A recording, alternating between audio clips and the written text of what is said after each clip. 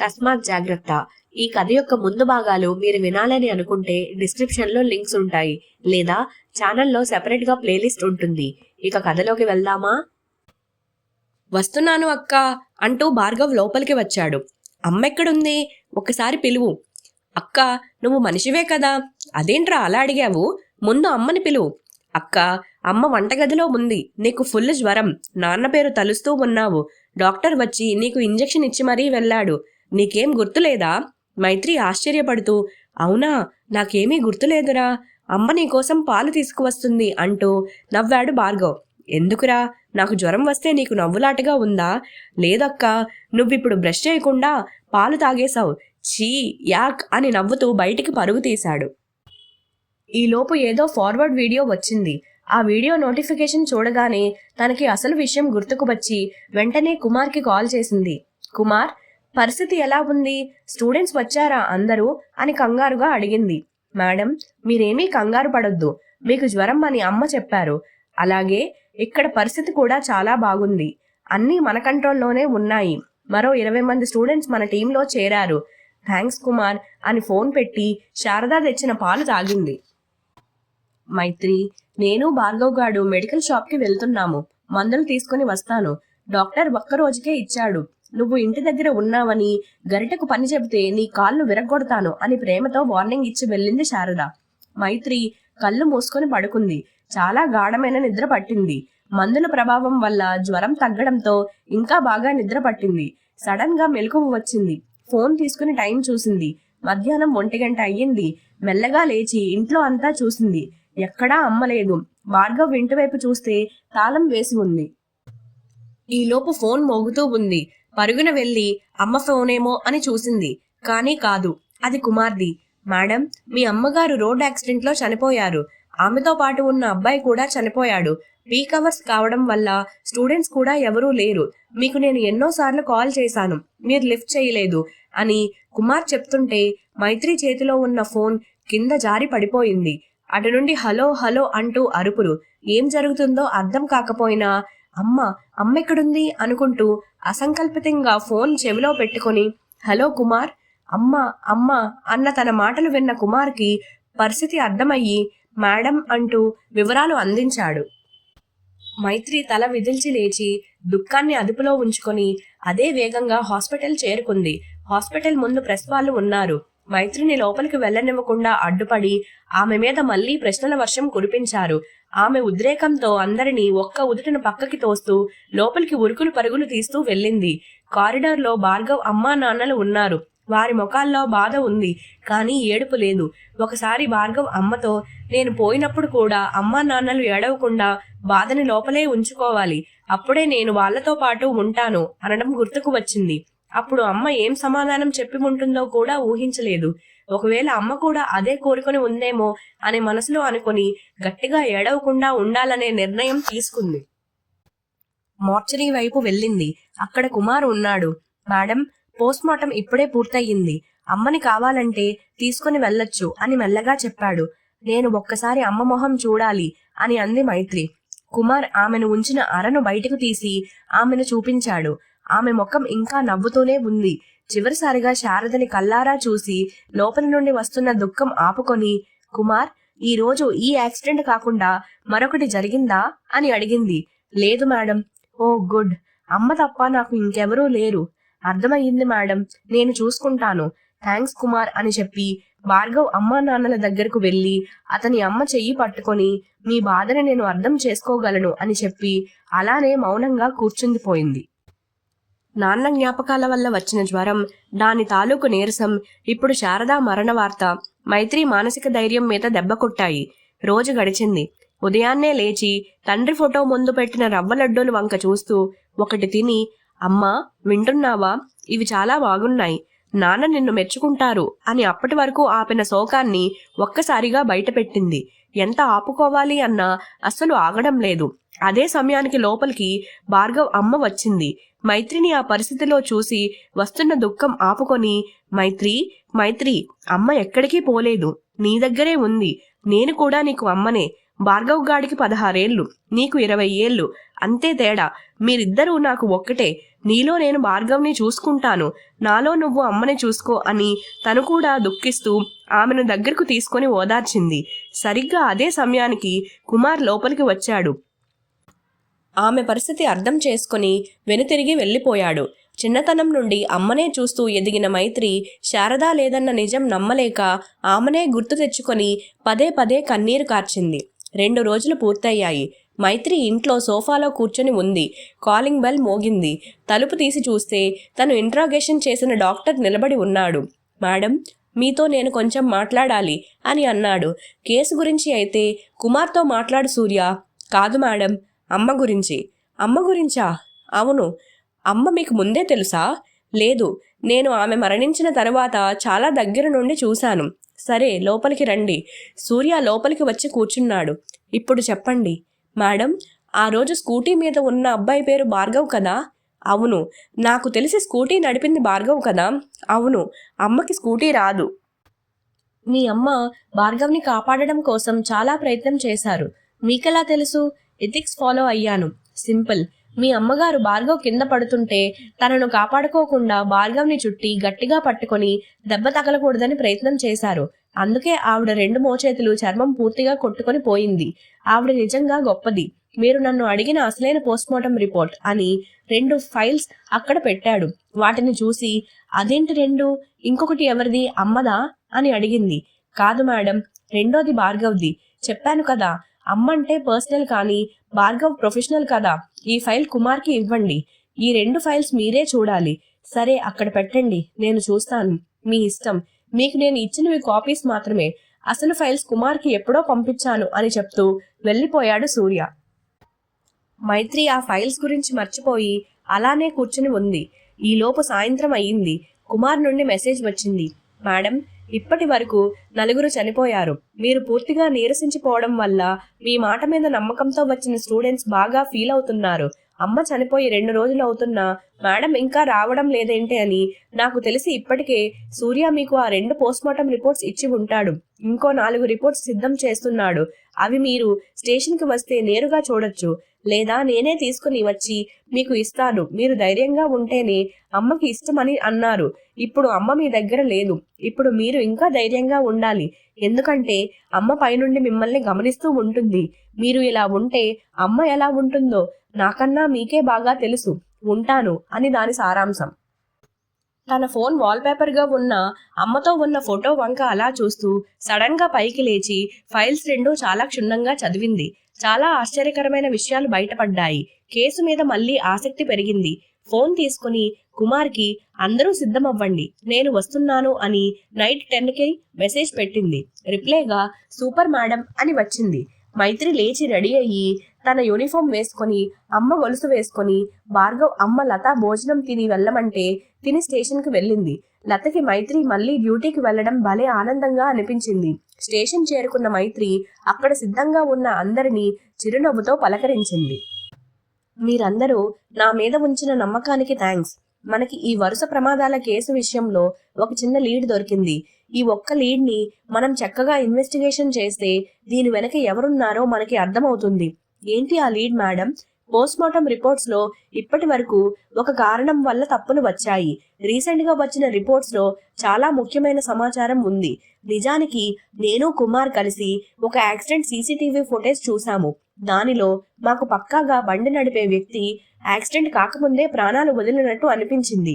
ఈ రోజు అతని పోస్ట్మార్టం రిపోర్ట్ చూసాము. మెదడులో లాజికల్ అండ్ రీజనింగ్ కి ఉపయోగపడే పార్ట్ ఉంటుంది. దాని పేరు సెరిబ్రమ్. అది చాలా తీవ్ర స్థాయిలో డ్యామేజ్ అయి ఉంది. అది మన పుర్రె ఎముక కింద ఉంటుంది. దానిని బ్రేక్ చేయాలి అంటే సుమారు 1100 పౌండ్స్ బరువు లేదా 500 కేజీల బరువు పెట్టాలి. అప్పుడే అది తన వీక్ పార్ట్స్ లో పగులుతుంది. కానీ ఇక్కడ అసలు ఆ వ్యక్తి ఏ వెహికల్ కింద పడలేదు. జస్ట్ అతను బండి మీద నుండి కింద పడ్డాడు అంతే.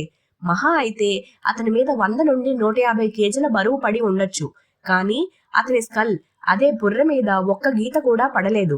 కానీ పోస్ట్మార్టం రిపోర్ట్ లో అతని సెరిబ్రమ్ మొత్తం చిత్తు చిత్తుగా పేలింది. అసలు అది ఎలా పేలిందో అర్థమే కావడం లేదు. అలాగే మొన్న అమ్మతో పాటు చనిపోయిన తమ్ముడు భార్గవ్ది కూడా సేమ్ అని మైత్రి ఇంకా చెప్తుంటే మధ్యలో కుమార్, మేడం ఈ రోజు రిపోర్ట్స్ వచ్చాయి. వాటిలో కూడా డెత్ కి కాజ్ సెరిబ్రమ్ డ్యామేజ్ అవడం వల్ల చనిపోయి నియంత్రణ తప్పి భారీ వాహనాల కింద పడుతున్నారు అని చెప్పాడు. ఓ చూసారా, same cause of death. So దీన్ని బట్టి మీకేం అర్థమవుతుంది? మేడం, మీరు చెప్పిన దాన్ని బట్టి చూస్తే ఎవరో వాళ్ళని గమనిస్తూ సరిగ్గా ట్రాఫిక్లో అది వాళ్ళ వైపు ఏదైనా భారీ వాహనం వస్తున్నప్పుడు ఆ సెరిబ్రమ్ని పేల్చి వాళ్ళని చంపుతున్నారు. వాళ్ళు చనిపోవడం వల్ల బైక్ అదుపు తప్పి ఆ భారీ వాహనాల కింద పడి చనిపోయిన శరీరం నలిగిపోతుంది. కానీ మనకి మాత్రం యాక్సిడెంట్ వల్లనే వాళ్ళు చనిపోయారని 100% అనిపిస్తుంది అని ఒక ఆఫీసర్ అన్నాడు. Yes, super. అదే నేను చెప్పాలి అనుకున్నాను. ఈ విషయం బయటికి పొక్కకూడదు. మనం చాలా జాగ్రత్తగా ఉండాలి. ఒకవేళ మనకి తెలిసిందని ఈ హత్యల వెనుకున్న వాడికి తెలిస్తే అది మరీ ప్రమాదం. మేడం, అసలు ఇది ఎలా సాధ్యమవుతుంది? మనం ఇప్పుడు అదే కనిపెట్టాలి. నాకు తెలిసి మిగిలిన 300 మంది కూడా ఇలానే చనిపోయి ఉంటారు. మేడం, ఒకవేళ హంతకుడు లేదా హంతకురాలు ఒక డాక్టర్ లేదా హెల్త్ సైన్స్ కి చెందిన వాళ్ళు అయి ఉండొచ్చు కదా. కావచ్చు, లేదా వేరే ఎవరైనా కావచ్చు. ఇప్పుడు ఉన్న టెక్నాలజీ వాడి ఎవరైనా కొంచెం తెలివి ఉన్న వాళ్ళు కూడా చేసి ఉండొచ్చు. మేడం, అసలు ఈ హత్యల వెనక మోటివ్ ఏమై ఉండొచ్చు? ఏదో పెద్ద మోటివ్ అయితే తప్పకుండా ఉండి ఉంటుంది. అలాగే హంతకుల దగ్గర పెద్ద టీం కూడా ఉండి ఉండొచ్చు. మనం ఇప్పుడు ఎక్కడి నుండి వేట మొదలు పెట్టాలి మేడం అని కుమార్ అడిగాడు. మరికొన్ని రోజుల్లో మనం వాళ్ళని పట్టుకోబోతున్నాము. నేను కుమార్ కలిసి వాళ్ళని పట్టుకుంటాము. అప్పటి వరకు యశ్వంత్ అండ్ మనీష్ మీరిద్దరూ మన స్థానాలను భర్తీ చెయ్యండి. అందరూ ఓపికతో పనిచేయండి. మరికొన్ని రోజుల్లో విజయం మనకి వరిస్తుంది అని చెప్పి కుమార్ని తప్ప అందరినీ పంపేసింది. కుమార్, నువ్వు ఏమైనా తిన్నావా? మనకి చాలా పని ఉంది అని అడిగింది మైత్రి. తిన్నాను మేడం, మీరు చెప్పండి. Okay, good. మనం సస్పెక్ట్ చేస్తున్న దాన్ని బట్టి చంపడం కోసం హంతకులు విక్టిమ్కి చాలా దగ్గరలో లేదా చుట్టుపక్కల ఉండే అవకాశం ఉంది. నువ్వు రీసెంట్గా 50 యాక్సిడెంట్ కేసు వీడియోలు చూడు. ఎక్కడైనా ఒకే కారు కానీ, ఒకే వ్యక్తి కానీ, ఒకే బైక్ కానీ, లేదా చిన్న వ్యాపారం చేసుకునేవారు అంటే పానీపూరి బళ్ళు కానీ లేదా మరేదైనా బండి కానీ కామన్గా అన్నిటిలో ఉందేమో సీసీటీవీ ఫుటేజ్ చూసి చెక్ చేసి చెప్పు. ఈలోపు నేను మరో విషయం మీద పార్థసారథి గారితో మాట్లాడతాను అని చెప్పి తన ఫోన్ తీసి ఆయనకు కాల్ చేసింది. ఈలోపు కుమార్ తనకి చెప్పిన పనిలో నిమగ్నమయ్యాడు. కాల్ కనెక్ట్ అయ్యింది. సార్, నన్ను క్షమించండి ఈ టైంలో కాల్ చేసినందుకు. మేం లేట్ చేస్తున్న కొద్దీ చనిపోయే వాళ్ళ సంఖ్య పెరుగుతుంది, అందుకే ఇలా అని అంది మైత్రి. పర్లేదు, చెప్పు మైత్రి. అమ్మ విషయంలో దేవుడు నీకు అన్యాయం చేశాడు. అమ్మ ఎప్పుడూ నాతోనే ఉంటుంది డాక్టర్. పుర్రె ఎముకని విరగ్గొట్టకుండా మెదడులో సెరిబ్రమ్ని నాశనం అదే పేల్చొచ్చా? అదే ఒక మనిషిని చంపడానికి? లేదు మైత్రి, అవకాశమే లేదు. మరి 3 నెలల నుండి జరుగుతున్న వరుస ప్రమాదాల వెనుక అసలు కారణం ఇదే. వాట్? నిజమా? అవును సార్, మీకు కొన్ని ఫుటేజెస్ పంపిస్తాను. ఒక్కసారి వాటిని చూడండి. వాటిలో డ్రైవర్ ప్రమాదానికి గురి కావడానికంటే ముందే ప్రాణాలు కోల్పోయారు. ఆ తర్వాత అదుపు తప్పిన బైక్ అటువైపుగా వస్తున్న భారీ వాహనాల కింద పడి నలిగిపోతున్నారు. ఇది చూడడానికి యాదృచ్ఛికంగా జరిగినట్టు అనిపిస్తుంది, కానీ ఇది ప్రీ ప్లాన్ మర్డర్. నేను నిజంగా నమ్మలేకపోతున్నాను. ఒక పని చేద్దాము. నాకు తెలిసిన ఒక బ్రెయిన్ అండ్ స్కల్ స్పెషలిస్ట్ ఉన్నాడు. ఆయన దగ్గర నేను కనుక్కొని నీకు చెప్తాను. నువ్వు నాకు ఆ వీడియో పంపు. అమ్మా మైత్రి, నువ్వు ఒక్కదానివే ఉంటున్నావు కదా, జాగ్రత్తగా ఉండు. సరే సార్, నేను ఆ వీడియో పంపుతాను. కొంచెం చెక్ చేసి ఎంత త్వరగా వీలైతే అంత త్వరగా కాల్ బ్యాక్ చేయండి.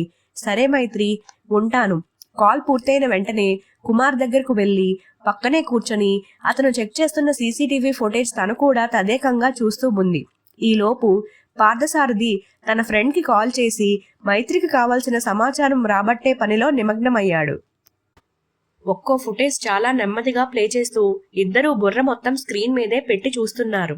ఎక్కడా కూడా అసలు ఒక్క ఆనవాళ్ళు కూడా కనబడటం లేదు. సుమారు 2 గంటలు అదే రకంగా చూస్తూ ఉన్నారు. అప్పటికే బాగా లేట్ అయింది. పైగా కంటిన్యూగా మానిటర్ వంక చూడడం వల్ల కళ్ళు బాగా ఒత్తిడికి లోనయ్యాయి. కాసేపు ఇద్దరూ రెస్ట్ తీసుకుందామని అనుకుని కుర్చీలోనే చిన్న కునుకు వేశారు. మైత్రి నిద్రపోతూ కూడా ఆ యాక్సిడెంట్స్ గురించే ఆలోచిస్తూ ఉంది. కలలో పదే పదే అవే గుర్తుకు వస్తున్నాయి. కుమార్ మాత్రం 2 రోజుల నుండి మైత్రి బాధ్యతలు కూడా తనే చూసుకోవడం వల్ల బాగా అలసిపోయి మత్తు నిద్రలోకి వెళ్ళాడు. మైత్రికి మాత్రం నిద్ర రావడం లేదు. సర్లే అనుకొని మెల్లగా ఒక్కో ఫుటేజ్ ఒంటరిగా చూడడం ప్రారంభించింది. ఎంత నిశితంగా చూసినా ఏదీ కూడా అనుమానాస్పదంగా కనబడడం లేదు. అన్ని వీడియోలను పైకి కిందకి స్క్రోల్ చేస్తుంటే కేస్ నేమ్ భార్గవ్ అని ఒక వీడియో కనిపించింది. భార్గవ్ అనగానే ఆసక్తి వచ్చి ఆ వీడియోని ప్లే చేస్తూ ఫోన్లో టైం చూస్తూ ఉంది. వీడియో ప్లే అవుతుంది. టైం చూస్తే ఉదయం 2 అవుతుంది. కుమార్ని లేపి ఇంటికి వెళ్ళమని చెప్పాలి అనుకుని కుమార్ని లేపడం కోసం అతని వైపు తిరిగి 3 సార్లు కదిపింది. కానీ లేవడం లేదు. ఈలోపు సగం వీడియో ప్లే అయింది. మిగతా సగం కూడా అయ్యాక లేపుదామని మానిటర్ వంక అలా చూస్తూ ఉంది. సరిగ్గా వీడియోలో భార్గవ్ కింద పడుతుంటే సిగ్నల్ నుండి కొంచెం దూరంలో ఎవరో బైక్ మీద నుండి ఆ దృశ్యాన్ని వీడియో తీస్తూ ఉన్నాడు. మైత్రి గమనిస్తూ ఉంది. భార్గవ్ యాక్సిడెంట్ అయ్యేంత వరకు అతను వీడియో తీశాడు. మైత్రికి అనుమానం వచ్చింది. యాదృచ్ఛికంగా జరిగే సంఘటనను ఊహించి చిత్రీకరించడం అంటే అసహజం అనిపించింది. బండి నెంబర్ ఎంతో చూసి నోట్ చేసి పెట్టుకుంది. ఒకవేళ వేరే వీడియోలో కూడా ఇతను ఉంటే మేము పట్టుకోవాలి అనుకున్న సస్పెక్ట్ ఇతనే అయ్యుండొచ్చు కదా అనుకొని మిగతా వీడియోలను చూడసాగింది. ఇంకో వీడియో చూసింది. దాంట్లో కూడా అదే బైక్ మీద అదే వ్యక్తి వీడియో తీస్తూ ఉన్నాడు. మరికొన్ని వీడియోలు చూసింది. చూసిన అన్ని వీడియోల్లో ఎక్కడో ఒక చోట ఒక వ్యక్తి జరిగిన అన్ని ప్రమాదాలను వీడియో తీశాడు. ఒక్కో ప్రమాదం ఒక్కో చోట ఒక్కో టైంలో జరిగాయి. ఒకే వ్యక్తి ఇలా అన్ని చోట్ల కనబడడం యాదృచ్ఛికమైతే మాత్రం కాదు కదా. ముందు ఒక క్లూ దొరికింది. వీడిని ట్రేస్ చేసి పట్టుకోవాలి అని అనుకుంది. ఈలోపు అలసట వల్ల మెల్లమెల్లగా కళ్ళు మూతపడుతున్నాయి. కొద్ది సమయం తర్వాత ఇద్దరూ కళ్ళు తెరిచి చూశారు. సమయం ఉదయం 6 అయ్యింది. కుమార్కి తను కనిపెట్టిన వ్యక్తి గురించి చెప్పింది. అప్పుడు కుమార్ ముఖంలో ఒక రకమైన బెరుకు గుర్తించింది. మేడం, ఒక పని చేద్దాము. ఈ విషయం మన టీం వాళ్ళందరూ ఉన్న వాట్సాప్ గ్రూప్లో పెట్టి వాళ్ళని అప్రమత్తం చేద్దాము. నేను ఆ పని ఎప్పుడో చేశాను. ఒక్కసారి చూడు.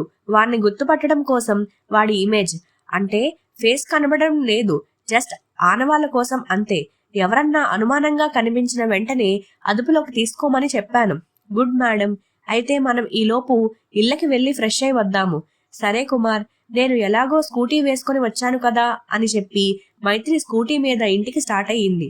వెళ్తున్న దారిలో ఒక సిగ్నల్ వచ్చి ఆగింది. సిగ్నల్ కౌంట్ మొదలయ్యింది. అందరూ బండి హ్యాండిల్స్ మీద చేతులు పెట్టి గ్రీన్ సిగ్నల్ పడగానే వెళ్ళటానికి సిద్ధంగా ఉన్నారు. ఈలోపు ఏదో మెసేజ్ వచ్చింది. ఫోన్ తీసుకుని మెసేజ్ చూసి ఫోన్ పెట్టేసి ట్రాఫిక్ వైపు చూసింది. ఎవడో ఒకడు జేబులో నుండి ఫోన్ బయటకు తీసి ట్రాఫిక్ వైపు పెట్టాడు. వాడి పోలికలు అచ్చు వీడియోలో ఉన్న వాడి విధంగానే ఉన్నాయి. ఒక్కసారిగా గుండెల్లో వేగం పెరిగింది. కెమెరా తీసి ట్రాఫిక్ వైపు పెట్టాడు. ట్రాఫిక్లో ఒక బైక్ అదుపు తప్పి ఎదురుగా ఉన్న స్కూల్ బస్ కింద పడి అక్కడికక్కడే మరణించాడు. ఇదంతా ఒక్క క్షణంలోనే జరిగిపోయింది. మైత్రి వెంటనే అతని వంక చూసింది. మైత్రి తన వైపు వేగంగా రావడం అతను గమనించాడు. ప్రమాదం వల్ల ట్రాఫిక్ స్టక్ అయ్యింది. అతను బండి వెనక్కి తిప్పి పారిపోవడానికి ప్రయత్నించి కుదరక బండి అక్కడే వదిలి వెనక వైపు పరుగు తీశాడు. అతని వెనకనే పరుగు ఆరంభించింది మైత్రి. అతను పరుగు తీస్తూ చాలా వేగంగా వెళ్తున్నాడు. మైత్రి అతని వేగం అందుకోలేకపోయింది. ఆయాసం వచ్చి మైత్రి పరుగు వేగం తగ్గింది. ఆమెను గమనించిన అతను తన వేగం కూడా తగ్గించి పక్కనే ఉన్న వీధిలోకి వెళ్లి తప్పించుకున్నాడు. మైత్రి చేసేదేమీ లేక కుమార్కి ఫోన్ చేసింది. కుమార్ ఫోన్ లిఫ్ట్ చేసి మేడం చెప్పండి అన్నాడు. జరిగిన విషయం మొత్తం చెప్పి త్వరగా స్టేషన్కి రమ్మని చెప్పి ఫోన్ పెట్టేసింది. మైత్రి కుమార్ వాయిస్లో ఏదో తేడాగా ఉండడం గమనించి ఏమైందో అనుకుంటూ ఇంటికి వెళ్లి ఫ్రెష్ అయ్యి స్టేషన్కి చేరుకుంది. అప్పటికే కుమార్ కూడా చేరుకొని ఉన్నాడు. అతని వంక అనుమానంగా చూస్తూ మైత్రి లోపలికి వెళ్ళింది. కుమార్, అర్జెంటుగా ఒక ప్రెస్ మీట్ అరేంజ్ చెయ్యి. ఎందుకు మేడం? వాళ్ళకి కొన్ని నిజాలు చెప్పాలి. ఏంటి మేడం ఆ నిజాలు? నువ్వు కూడా డైరెక్ట్గా వాళ్ళతో పాటే విను. సరే మేడం, మరో గంటలో సిద్ధం చేస్తాను అని చెప్పి ముభావంగా బయటికి వెళ్ళాడు. ఈలోపు ప్రెస్కి తాను రిలీజ్ చేయాలి అనుకున్న అనుమానితుడి ఫోటో సిద్ధం చేసింది. అలాగే తన నెక్స్ట్ స్టెప్స్ కోసం కొన్ని అనుమతుల కోసం ఐజీతో మాట్లాడింది. మెల్లగా ఒక్కో ఛానల్ వాళ్ళు చేరుకున్నారు. మీటింగ్ మొదలయ్యింది. మీ అందరికీ ఒక షాకింగ్ న్యూస్ చెప్తున్నాను. ఇప్పటి వరకు జరిగిన 354 రోడ్డు ప్రమాదాలు నిజానికి యాదృచ్ఛికం కాదు. అవన్నీ ప్రీ ప్లాన్ మర్డర్స్. వచ్చిన వాళ్ళందరూ ఒక్కసారిగా ఆశ్చర్యపోయి ఒకరి ముఖం ఒకరు చూసుకున్నారు. ఈ హత్యల వెనుక ఉన్న సస్పెక్ట్ యొక్క ఫోటో ఇది. అతను సరిగ్గా ప్రమాదం సారీ హత్య చేస్తూ దానిని అక్కడే ఎక్కడో ఒక చోట దాగి వీడియో కూడా తీస్తున్నాడు. వాణ్ణి త్వరలోనే పట్టుకుంటాము. అతన్ని పట్టుకునే ప్రయత్నంలో బైక్ వదిలి పారిపోయాడు. మీరందరూ నేను రిలీజ్ చేసిన ఈ ఫోటోని వైరల్ చెయ్యండి. మేడం, ఒక్కడే ఇవన్నీ చేస్తున్నాడా? అది ఇంకా క్లారిటీ లేదు. నా అనుమానం వరకు అతను ఒక్కడే. ఎందుకంటే 4-5 కలిసి చేస్తే ఎవడో ఒకడు తప్పు చేసి ఈపాటికే అందరూ దొరికేవాళ్ళు. కానీ హంతకుడు చాలా తెలివిగా ఒక్కడే ఈ మర్డర్స్ అన్నీ చేశాడు. నాకో అనుమానం మేడం. అడగండి. ఇది మేము నమ్మొచ్చా? మీరు వచ్చిన 3 వారాల వరకు బాగానే కంట్రోల్ చేశారు, కానీ ఆ స్టూడెంట్స్ చనిపోవడం, ఆ నింద మీ మీద పడడం, వెంటనే మీ అమ్మ చనిపోవడం వల్ల మీరు మానసికంగా చాలా బలహీనం అయ్యారని బయట చిన్న రూమర్లు ఉన్నాయి. వాటిని కప్పిపుచ్చుకోవడానికి మీరు ఆడుతున్న నాటకమని నేను అంటాను. దీనికి మీ సమాధానం? అన్నీ చెప్పి వాటిని చివర్లో రూమర్స్ అని మీరే అన్నారు. మళ్ళీ నేను వాటి మీద రియాక్ట్ అయితే అవన్నీ నిజమని నేను ఒప్పుకున్నట్లు అవుతుంది. సో మీరు అడిగిన ప్రశ్న కూడా ఒక రూమర్ అనుకొని నేను స్కిప్ చేస్తాను. అండ్ ఇంకేమన్నా అడగాలి అనుకుంటున్నారా? మేడం, చివరిగా ఒక ప్రశ్న. మేడం, అసలు ఈ హత్యల వెనుకన్న మోటివ్ ఏంటి? ఇంకా తెలీదు. ఎందుకంటే చనిపోయిన వాళ్ళకి ఒక్కరితో మరొకరికి సంబంధం లేదు. మేమేమీ సస్పెక్ట్ చెయ్యలేదు. సరే, అయితే ఈ మీటింగ్ ఇక్కడితో ముగించి మళ్ళీ ఆ హంతకుడిని పట్టుకున్నాక కలుద్దాం అని మీటింగ్ క్లోజ్ చేసి కుమార్ని తన క్యాబిన్ లోకి పిలిచింది. కుమార్, నువ్వు నా దగ్గర ఏదన్నా దాస్తున్నావా? లేదు మేడం. నీ నోరు అబద్ధం చెప్తున్నా చూసిన నా కళ్ళు అవి అబద్ధం అని చెప్తున్నాయి. అదేం లేదు మేడం. సరే, అయితే ఈ రోజు ఉదయం నువ్వు ఎక్కడ ఉన్నావు? నేనా? ఇంట్లోనే. ఎవరి ఇంట్లో? మా ఇంట్లోనే మేడం. కుమార్, నువ్వు మీ ఇంట్లో లేవు. నువ్వు హైదర్ నగర్ వెళ్ళావు. ఇదిగో నీ లొకేషన్ ట్రాకర్. అంటే మీరు స్పై చేశారా? చెయ్యలేదు. చేసేలాగా నువ్వే చేశావు. నేనేం చేశాను మేడం? అది నువ్వే చెప్పాలి. నీ మీద నాకు నమ్మకం ఉంది. ఒకవేళ ఏదైనా తప్పు చేస్తే చెప్పు. దానిని సరిదిద్దే ప్రయత్నం చేద్దాము. మేడం, ఇది నా వ్యక్తిగత సమస్య. ఒక ఫ్యామిలీ ఫ్రెండ్ అనుకొని చెప్పు. నేను ఒక అమ్మాయిని ప్రేమించాను. ఆమె పేరు శ్రీదేవి. ఆమె హైదర్ నగర్లో అమ్మా నాన్నలతో కలిసి ఉంటుంది. నాతో పెళ్లి అంటుంటే ఆమె నాన్న ఒప్పుకోవడం లేదు. ఈ మధ్యనే ఆమె నా గురించి ఆలోచిస్తూ ఏదో ధ్యాసలో ఉంటూ మెట్ల మీద నుండి కింద పడింది. ఆమె తలకి బలమైన గాయం అయ్యింది. ఆమెను చూడడానికి కూడా ఇంట్లోకి వెళ్ళనివ్వడం లేదు. ఆమె మొహం కూడా చూడనివ్వడం లేదు అంటూ బాధగా తల కిందకి దించుకున్నాడు. చూడు కుమార్, పర్సనల్ ప్రాబ్లమ్స్ ప్రొఫెషన్ మీద ఎఫెక్ట్ చూపించకూడదు. మనం నలుగురిని కాపాడే వృత్తిలో ఉన్నాము. మనం ఒక్క క్షణం అప్రమత్తంగా లేకపోతే ఆ ఒక కుటుంబం రోడ్డు మీద పడుతుంది. అలాగే ప్రొఫెషన్ ప్రాబ్లమ్స్ పర్సనల్ విషయాల మీద ఎఫెక్ట్ చూపించకూడదు. ఈ విషయంలో మన జీవితాలు రోడ్డు మీద పడతాయి. మొదట ఈ కేసు గురించి ఆలోచించు. ఆ తర్వాత మనం నీ గురించి ఆలోచిద్దాం. సరే మేడం. చూడు కుమార్, జీవితంలో మనకంటూ కొన్ని రాసిపెట్టి ఉంటాయి. అవి నువ్వు వద్దు అనుకున్నా నీ దగ్గరికే వస్తాయి. కొన్ని మనకి రాసిపెట్టి ఉండవు. వాటి కోసం ప్రయత్నం చేసినా సమయం వృధా అవ్వడం తప్ప మరేమీ ఉండదు. కాబట్టి ముందు డ్యూటీ మీద శ్రద్ధ పెట్టు. Okay madam. మైత్రి మరియు కుమార్ ఆ హంతకుడిని పట్టుకోవడానికి ఎలాంటి వ్యూహాలు వేస్తూ ఉండొచ్చు? అసలు వాళ్ళు ఆ హంతకుడిని పట్టుకోగలరా?